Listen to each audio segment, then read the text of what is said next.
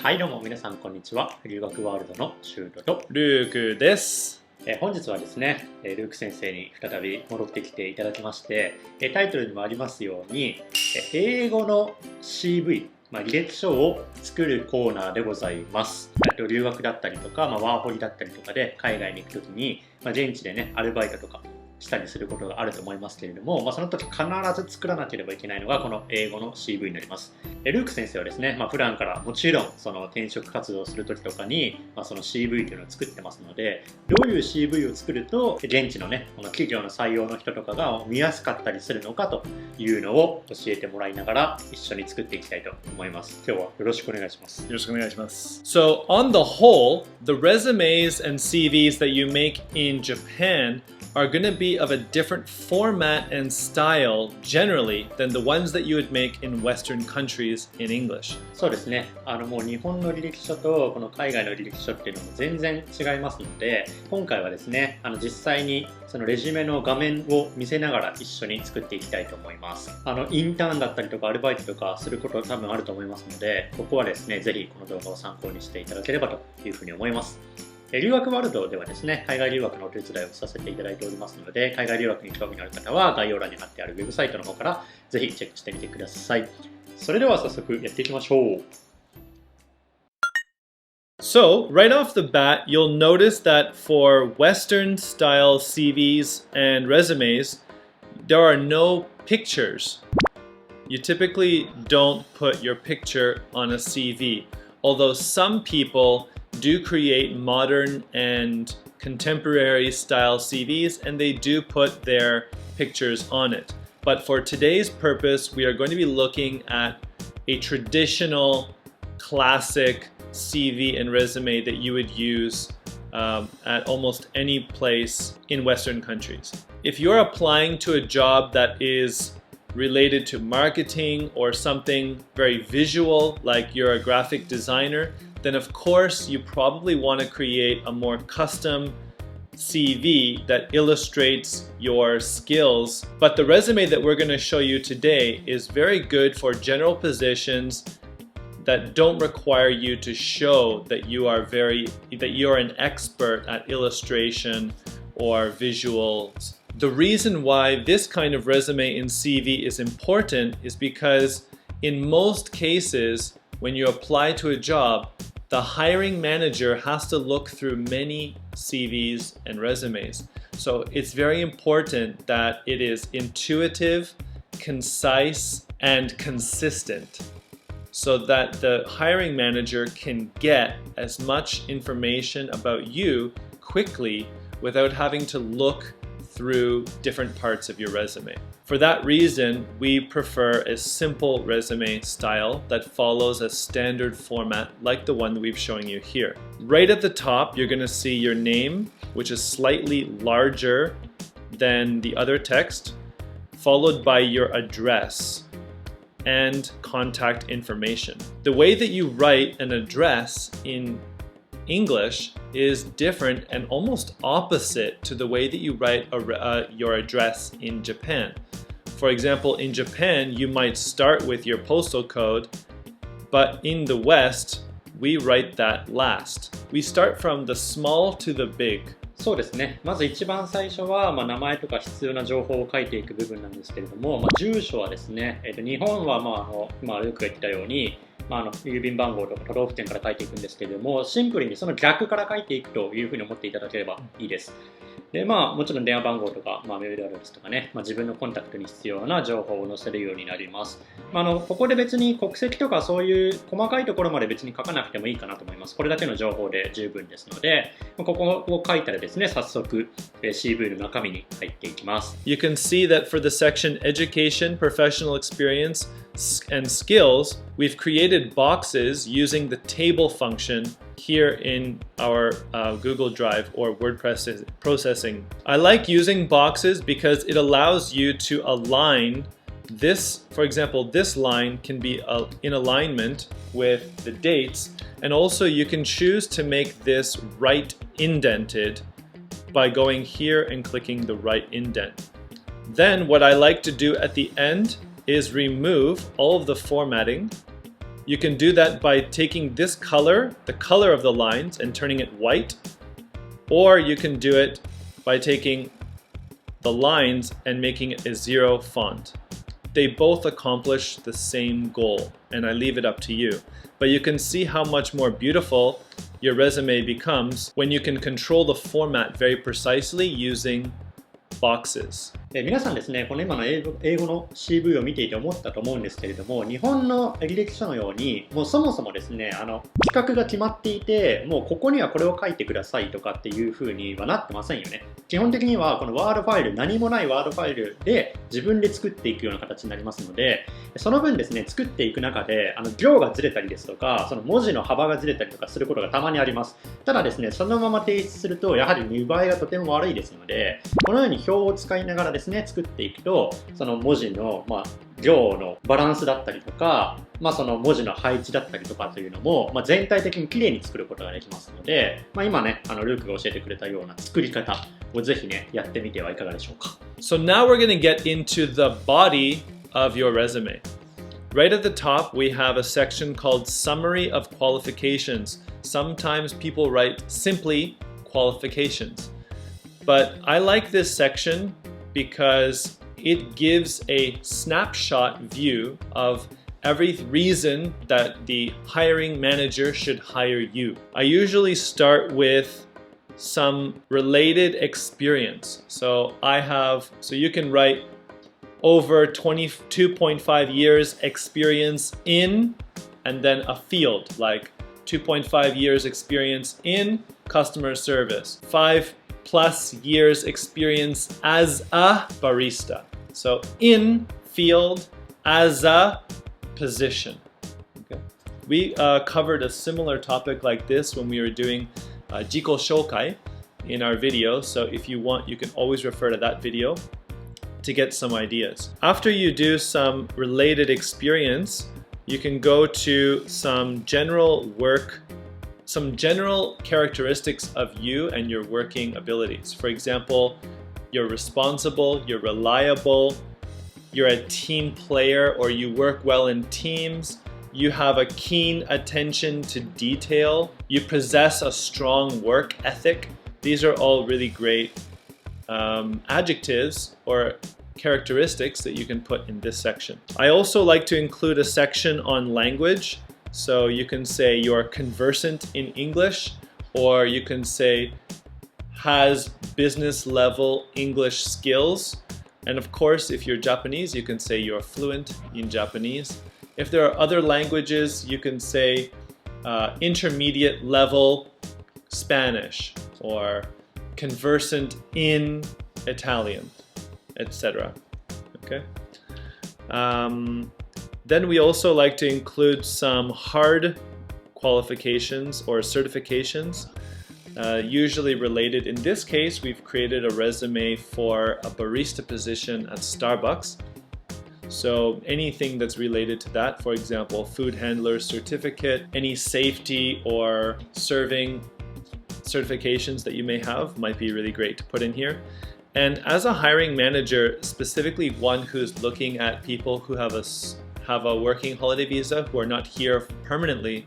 it's good to know and very important to know that you are legally allowed to work in Canada or Australia, etc., and how long you're going to be able to work there for based on your hard expiration, based on the hard expiration of your visa. このサマリーの部分はですね、皆さんがどういう人なのかというのをその企業の担当者に知らせる、一番大切なセクションだと、個人的にも思います。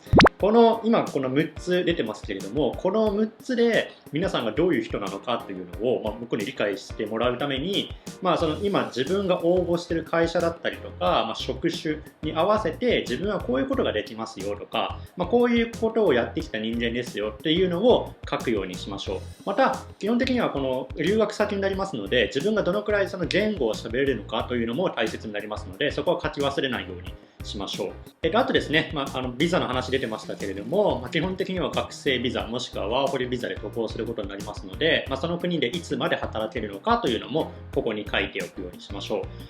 この先の CV を読んでもらえるか読んでもらえないかっていうのは、このサマリーの部分で結構変わってきますので、ぜひですね、ここに関してはその自分が応募する職種に合わせた、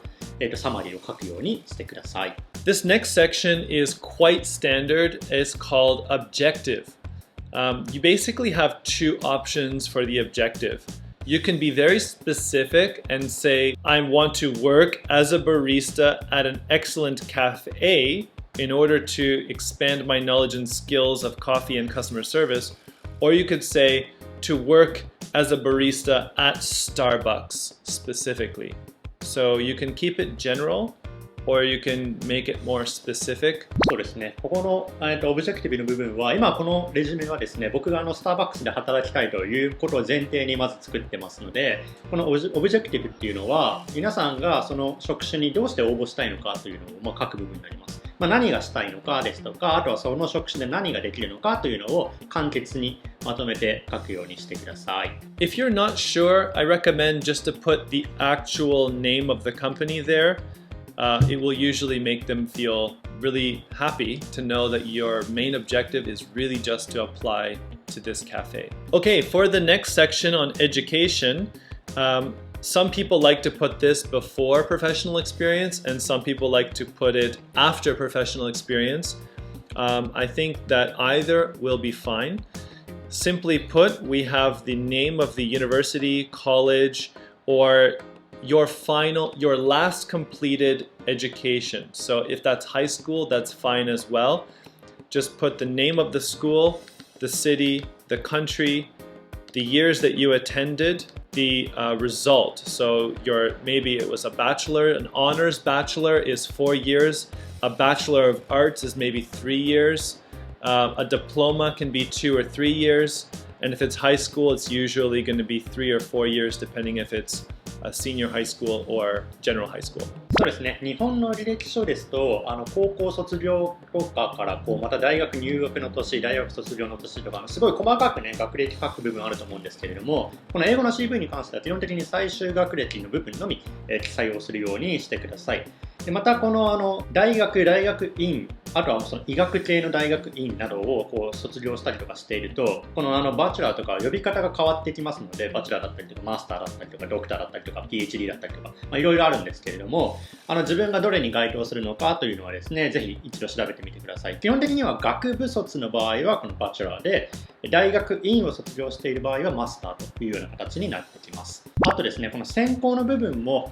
英語の表記、自分の専攻しているのがどのような表記になるのかっていうのはインターネットで調べればすぐに出てきますので、そちら自分の学部スペース英語表記のような形で調べてみてください。Okay, for the next section, this is probably one of the most important sections. It is your professional experience. You can see how much the boxes are really making it look very beautiful. Put the position, company, and location,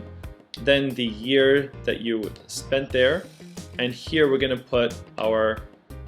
what we did there, our duties. For the duties and responsibilities section, I have one major piece of advice. For the section where you write your duties, roles, and responsibilities for each position that you've done, one recommendation that I have is to research similar positions in English on websites. For example, if you're applying to a position at Starbucks, you could research roles, duties, responsibilities as a barista at Starbucks in Google or any search engine, and you can pull up a lot of great vocabulary that they use to describe these positions, or at a cafe. We have here some good examples. For example, operating a cash register, handling cash, and taking orders. We also have making coffee or preparing drinks, preparing food, heating up food as per the specifications of the company. So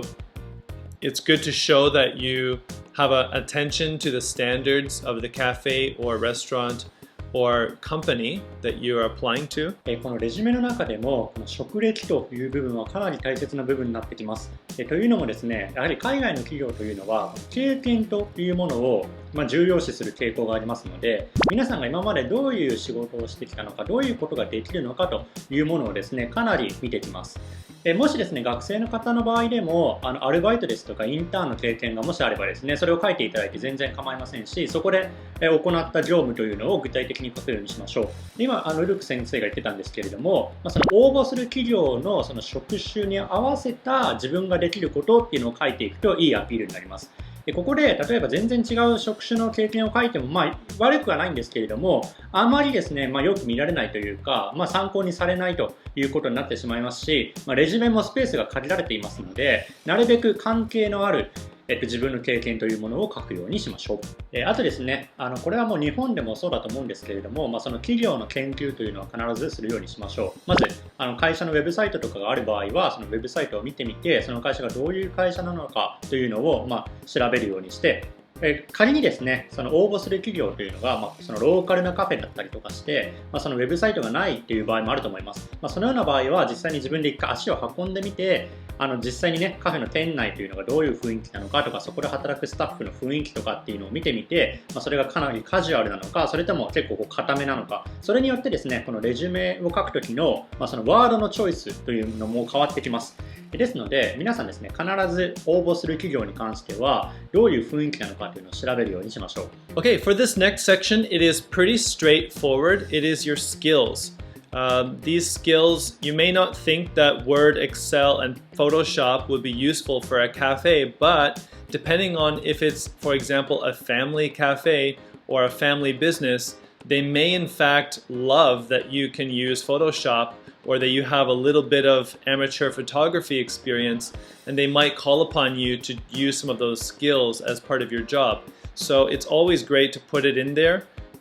Any skills that you have with computers, programs, or other hobbies that can be possibly used for business activities. そうですね、このスキルの部分も自分がどういうことができるのかというものをですね、書く必要があります。もちろんですね、コンピューターのスキルもそうですし、それ以外の自分の、その趣味からですね、そのビジネスにできそうなもの、例えば写真を撮るだったりとか、その写真の編集とか加工とかですね、あとはその SNS の運用だったりとか、いろいろなスキルがありますけれども、仕事をするにあたってですね、活かせそうなものに関しては、ここに記載をするようにしてください。Okay, and for this next section, we do have qualifications. So this would be official certificates or programs that you've taken. Because you're applying for a position which is going to be using English, it is great to show that you have a TOEIC score. Some employers may not understand what this means, but it's great to show that you have abilities to communicate in English. If it's a job related to food or drink, it can be great to show if you have any certificates or qualifications, even if it's from Japan. このクオリフィケーションという部分は資格の部分ですね。皆さんおそらく今回この動画を見てくださっている方はもう海外のお仕事をアプライすると思いますので、自分の英語力というものがどのくらいなのかというのをここに書くことによって採用する側はですね、どのくらい英語でコミュニケーションが取れる人なのかというのをね理解することができます。また、その英語の資格以外にも様々専門的な資格というものがあると思いますので、持っている資格というのをなるべくここで多く書いた方が採用する側にとっても魅力的な人材なのかなというふうに思わせることができますので、なるべく資格は多く書くようにしてください。で、またこの書くときにですね、どういう資格なのかっていうのを分かるように書いてあげると非常にいいと思います。Alright, and for the final section, we have volunteer and extracurricular activities. This section is usually not directly related to work, but you're kind of showing your character. This section is a great way to show your character and how active you are as a person. So things that could go in this section would be, of course, any volunteer work that you have done before, any teams, whether it's sports or school activities that you were a part of, and any other artistic or community groups that you were a part of, you can put in this section. そうですね、ここのオプションの部分なんですけれども、自分がどういう、人間なのかというものを知ってもらうためにも、今まで参加してきたアクティビティを書くようにしてみてください。書くことによってですね、そういうふうにチームワークを取れる人物なのかですとか、その人のために何かできる人物なのかとかね、様々なことが分かる部分ですので、ここはですね、なるべく今まで参加したボランティアとかそういうものがある人は、書くようにしましょう。After this section, there is an option of having a references section. So in references, you would have the title of references, and under there you could put the name, company, and contact information of anyone with whom you have worked. And this could also be not just your manager or your employer, but could also be someone that was the leader of a team that you were a part of, or the leader or your person in charge of a volunteer or intern experience that you had. このリファレンスという部分はですね、なかなか日本で転職活動とかをしたりする人に関してはですね、馴染みないと思うんですけれども、今までですね、所属していた企業だったりとか組織などの連絡先だったりとか名前とか、あとはそこの代表の方ですとか、代表というか自分がお世話になっていた上司の人とかの名前を書いてですね、採用する企業側がこの連絡先を見て、連絡をしてですね、その僕がどういう人物なのかというのを聞くために、その役立てられる部分です。これ日本だとなかなかないと思うんですけれども、海外だと結構一般的で、自分が応募した企業の担当者が今まで自分が所属していた企業の担当者に連絡を取って、シュートってどういう人なのみたいな、仕事どんな感じだったとか、そういうことを聞いて採用に役立てるということをね、するのが結構一般的です。最近はですね、このリファレンスという部分は、書く人と書かない人っているんですけれども、基本的にはですね、一番最初のレジュメには書かなくても、問い合わせ可能のような形で記載をしておくと、いいのかなというふうに思います。So besides work-related references, you could also put your homestay parents, or maybe a school administrator, someone who knows you. This would be used less for your work ethic, but more your general character. そうですね、特に職歴とかがない場合は学校だったりとかホームステイのね、ファミリーの連絡先というところでも大丈夫です。ただですね、その会社にしても学校にしても急にですね、その海外の企業から連絡が来たら皆さん驚いてしまうと思いますので、必ずこのリファレンス書くときは許可というかね、確認をするようにしてください。Okay, so as I said at the beginning, looking at your resume as a whole, it's very important that it's intuitive, concise, and consistent. What I mean by that is generally you want it to be kind of simple, easy to access the information, and you want the formatting to look as simple as possible so that it's not complicated for the hiring manager when they look at it. They can find the information and they know where to expect that information because you always follow the same pattern generally as you display the information in your resume. この英語の CV に関してはですね、日本の履歴書とは違って、そのもうフォーマットっていうのが決まってませんので、どういうですね CV を作るのかっていうのは本当にもう個人によって変わってきます。基本的に書く内容っていうね、そのセクションごとみたいなものが決まってるんですけれども、そのワードファイルで自分で作るようになりますので、もちろんですね、少し文字がずれてるとかっていうのは、後でね、レジュメを見た時にすごく違和感があったりしますし、そういうところ、そういう細かいところにね、なかなか気づけないのかなというふうに相手に悪い印象を与えてしまいますので、このね、レジュメを作る時っていうのはそういう細かいところまでちょっと気にしてみてください。で、逆に言うとですね、その形が決まってませんので、皆さんアピールしたいことっていうのはですね、自由に存分に書くようにしましょう。もうこういうふうに書かなきゃいけないとかっていうのもありませんので、その職種に合わせて自分のアピールできるところを存分にアピールするようにしましょう。Another thing actually, if you look at the one we've made here, it's not actually one page. But if it's for a job like a barista, if it's possible to actually make it even more concise than our example and make it into one page, it will be probably appreciated by the hiring manager. 以上でですね、今回の CV の紹介動画は終わりになりますので、もしですね、今後海外に行ってアルバイトやインターンを応募しようと思ってらっしゃる方ですね、この動画を参考にしながら CV 作っていただければというふうに思います。留学ワールドではですね、海外留学のお手伝いをさせていただいておりますので、海外留学に興味のある方はぜひ、留学ワールドのウェブサイトの方をチェックしてみてください。So if you have any questions about how to make a resume in English, feel free to comment below in English or in Japanese, and we will get back to you with that. それでは次の動画でお会いしましょう。バイバイバイ。